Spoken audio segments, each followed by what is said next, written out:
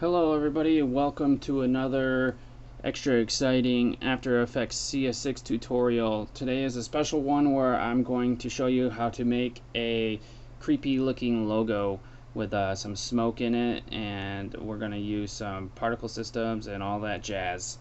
So I want to show you real quick what I made. This was all made in After Effects CS6. There were no third-party plugins that you have to download or anything like that. So let's take a look at it real quick.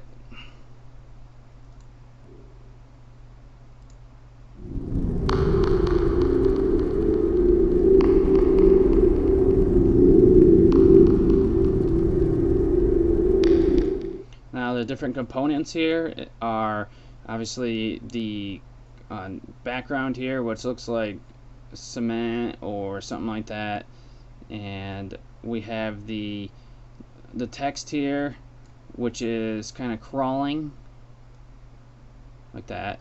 We got the smoke, and we got the different colors and all that stuff. So I'll show you how to make all that. We'll close out of that, and the first thing we're going to start out with is by creating a new composition. I'm going to name mine, I always name my first comp main, since I already have a main already in there that I'm going to use as reference.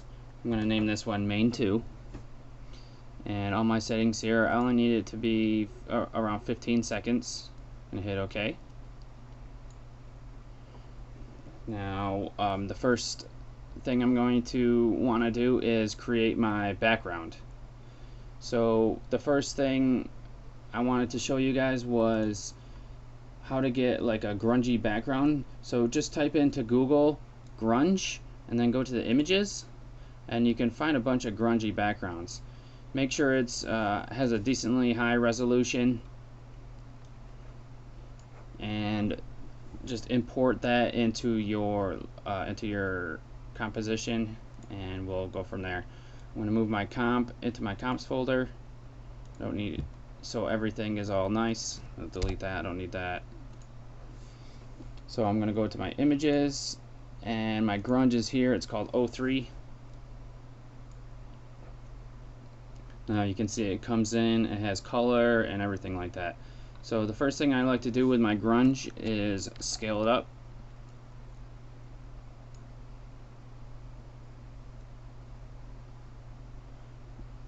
And that looks right around there. It looks pretty decent.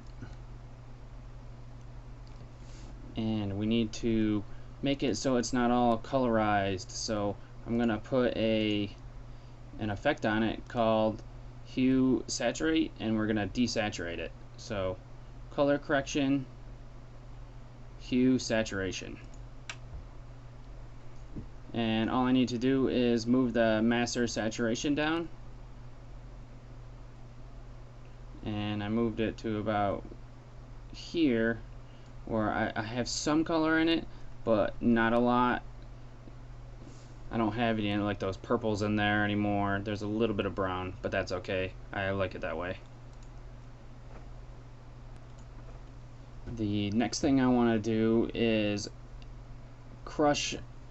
Actually, I want to make it darker by crushing the white levels in the grunge picture. So the next effect I'm going to add is effect, color correction, and levels.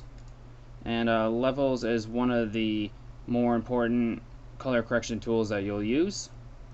I'm going to move this over so I can see what I'm looking at, because the histogram here was covered up. And what I'm going to do is move this white arrow right here, and it's going to affect the output white, and I'm just going to make it a little darker.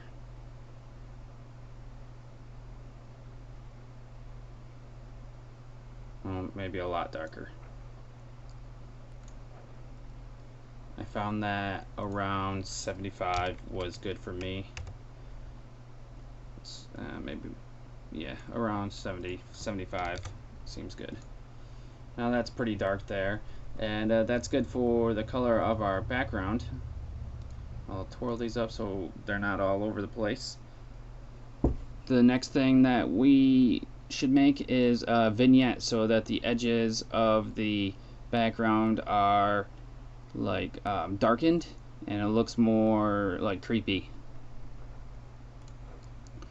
The way that we're going to do that is I'm going to create a new solid layer, new solid. I'm going to make this one black, and I'm going to call it vignette. Vignette is how it's spelled. Make sure it's the comp size by clicking on this button and hit OK. I'm going to take the ellipse tool and double click, and it's going to create a circle that's the size of the comp. I'm going to invert that so it's only on the edges. I'm going to turn off my mask there, and I'm going to go twirl down into my mask properties and head over to mask feather, and then we're going to feather this out. It's going to darken it also, so right about there seems pretty nice. Now you got these creepy edges where it's very dark and it looks like there's a spotlight kinda on in the middle.